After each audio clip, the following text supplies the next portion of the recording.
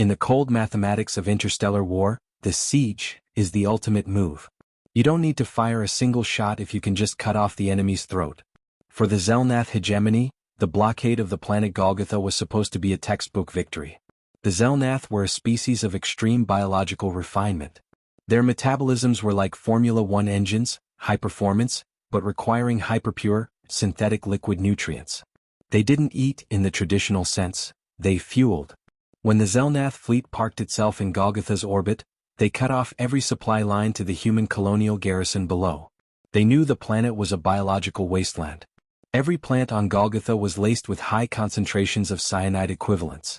Every animal was a walking cocktail of heavy metals and neurotoxic alkaloids. To the Xel'Nath, Golgotha wasn't a world, it was a poison pill. They sat in their ships, counting the days until the humans began to waste away. The humans have 3 weeks, High Admiral Krell signaled to his command. By day 21, their caloric deficit will lead to organ failure. By day 30, the garrison will be a graveyard. We simply wait for the silence. But Krell had made a fatal error in xenobiology. He looked at the humans and saw fragile mammals. He didn't see the universal scavenger. Inside the human trenches, the rations had run out on day 14. But the humans didn't start dying. Instead, they started hunting. Sergeant Iron-Gut Miller stood over a steaming pot of what looked like purple sludge and gray meat. He was stirring it with a bayonet, a grin on his face that would have terrified a nutritionist. Beside him, a captured Xel'Nath scout watched from his cage, his 3 eyes wide with revulsion. You are eating this spine crawler?" the scout hissed through his translator. "Its flesh is laden with cadmium. The death fern you have added to the broth contains enough cyanide to kill a platoon. You are committing mass suicide." Miller took a long, slurping pull from a metal canteen filled with the broth. He wiped his mouth and let out a satisfied belch. Cadmium gives it a nice metallic tang bug. And the cyanide? Just adds a bit of almond flavor. A little boiling, a little salt, and your death world is just a giant buffet to us. This is the omnivore's resilience. Humans didn't evolve as specialists. We evolved as generalist survivalists.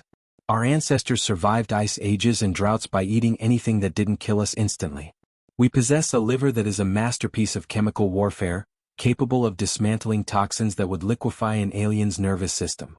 We have a stomach acid with a pH level similar to battery acid, designed to incinerate bacteria and break down complex, inedible proteins. By day 45, the Xel'Nath blockade was still in place, but the situation had flipped. In orbit, the Xel'Nath soldiers were beginning to wither. A minor glitch in their synthetic nutrient recyclers had led to a 5% drop in purity. For their delicate systems, it was a disaster. They were suffering from tremors, vision loss, and cognitive decline. They were starving in the middle of a high-tech fleet. Meanwhile, on the surface, the humans were thriving. The human garrison didn't look like a starving army. They looked like a pack of wolves. They had lost weight, yes, but it was replaced by a lean, desperate hunger. They were now experts on Golgotha's ecology. They knew which roots needed to be soaked in salt water to remove the alkaloids. They knew which toxic insects provided the best hit of protein. "They're coming out," Miller whispered, looking through his binoculars. The Xel'Nath, desperate to find any pure organic matter to fix their nutrient crisis, sent down a massive foraging party. They landed in the Garden of Thorns, a valley the Xel'Nath sensors claimed was the least toxic area of the planet. They stepped out of their dropships, weak and trembling, their high-tech environmental suits clunky and slow. They were looking for specific mineral-rich mosses. Instead they found Miller. The humans didn't attack with artillery. They attacked from the trees and the mud, moving with a feral energy that the Xel'Nath couldn't process. Miller jumped from a ledge, slamming into a Xel'Nath soldier and driving a knife through his neck seal. He didn't just kill the alien. He looked at the glowing blue nutrient fluid leaking from the alien's suit with a predatory curiosity.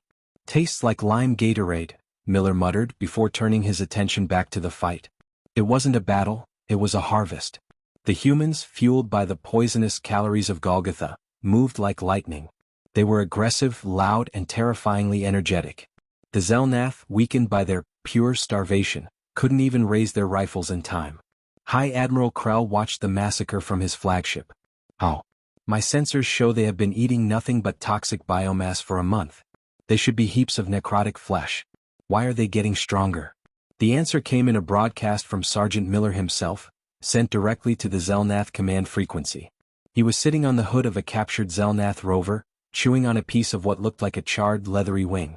"Hey Admiral," Miller said, his voice echoing through the Zelnath bridge. "Your blockade was a great idea on paper. But you forgot one thing. You guys are the top of your food chain because you're smart. We're the top of ours because we can eat the food chain. You're waiting for us to starve? We're just waiting for you to get close enough to find out what you taste like." The blockade was broken the next day. Not by a relief fleet, but by the sheer psychological terror of the Zelnath crews. They refused to go down to the planet. They refused to engage the poison eaters. They fled into deep space, leaving Golgotha to the humans. The Galactic Council's new entry on human logistics was a sobering warning for any empire planning a siege. Advisory: do not attempt to starve a human garrison through environmental isolation.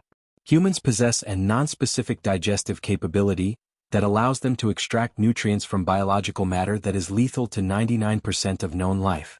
Their metabolic resilience allows them to maintain combat effectiveness on toxic caloric intake for extended periods. If you cut off a human's food, they will simply start eating your world. Against humans, a blockade is just a dinner invitation. Humanity had proven the ultimate biological HFY truth. The universe is a kitchen, and everything is on the menu if you have a strong enough liver. We are the ones who survive the famine. We are the ones who eat the thorns. And if you try to starve us, you'll find out that we're the only predators in the galaxy that can find a meal in a wasteland.